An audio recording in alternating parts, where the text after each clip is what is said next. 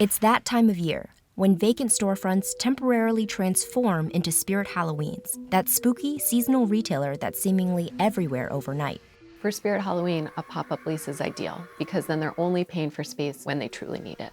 Guess what's finally open? The Spirit Store. Happy day, happy day. And with consumers expected to spend a record amount for the holiday, Spirit Halloween has opened more stores than ever this year. So how does Spirit Halloween capitalize on abandoned spaces in local markets? And how does it manage to transform those vacant storefronts so quickly?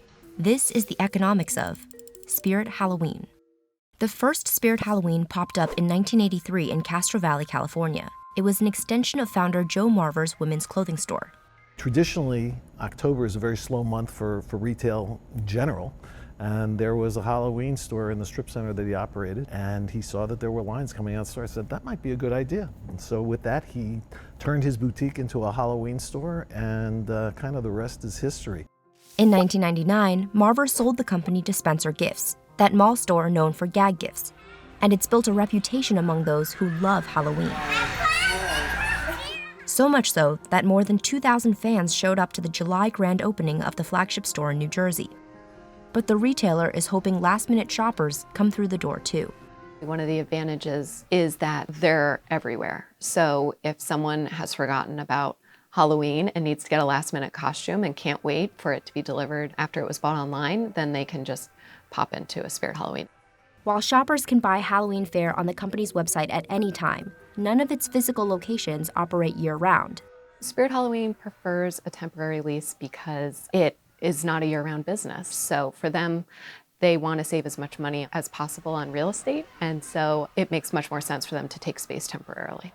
Spirit Halloween says convincing landlords wasn't easy at first.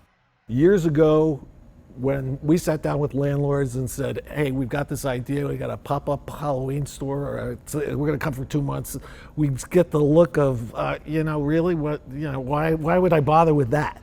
Though landlords tend to prefer long-term leases, pop-ups can be an alternative to empty space.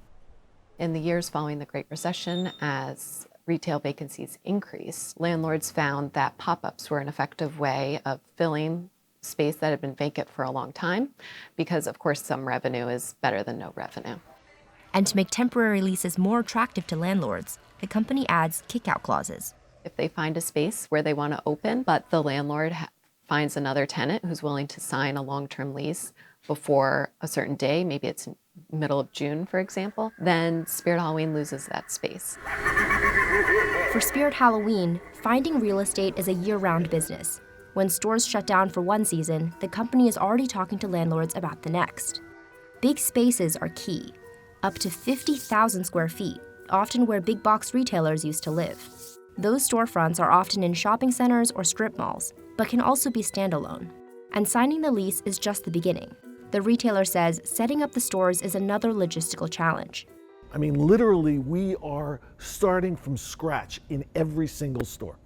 We inherit an empty location, and we have to bring in not only all the merchandise, but all the fixturing. We have to hire the entire staff. According to the National Retail Federation, spending on Halloween is expected to hit a record $10.6 billion in 2022.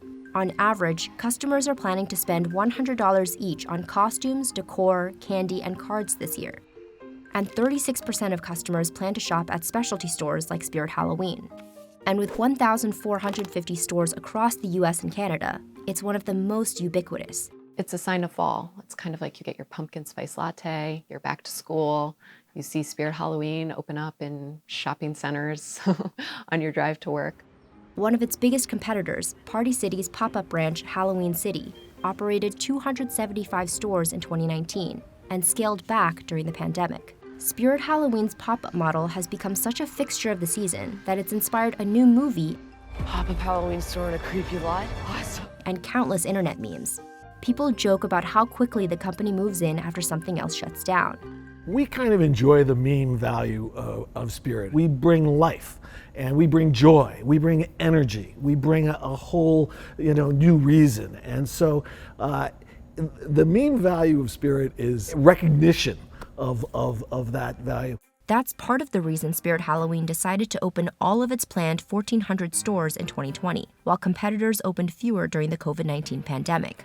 In 2021, the company said it experienced product delays and increased shipping costs. Last year, we didn't realize the magnitude of the issue with the supply chain until April. And when suddenly everything dried up. By the end of the season, we had received all of our merchandise, but it was through some really difficult cartwheels and somersaults. The retailer says all of its locations are fully stocked this year. I just ooze with Halloween spirit. For fans of Halloween, the company wants to be the beginning of the holiday. Coming to a Spirit Halloween is an event. It's something that the fans really look forward to. It's almost like the new season. And when we come, that's when Halloween starts. And for landlords with empty storefronts, Spirit Halloween continues to temporarily bring life back to those abandoned spaces.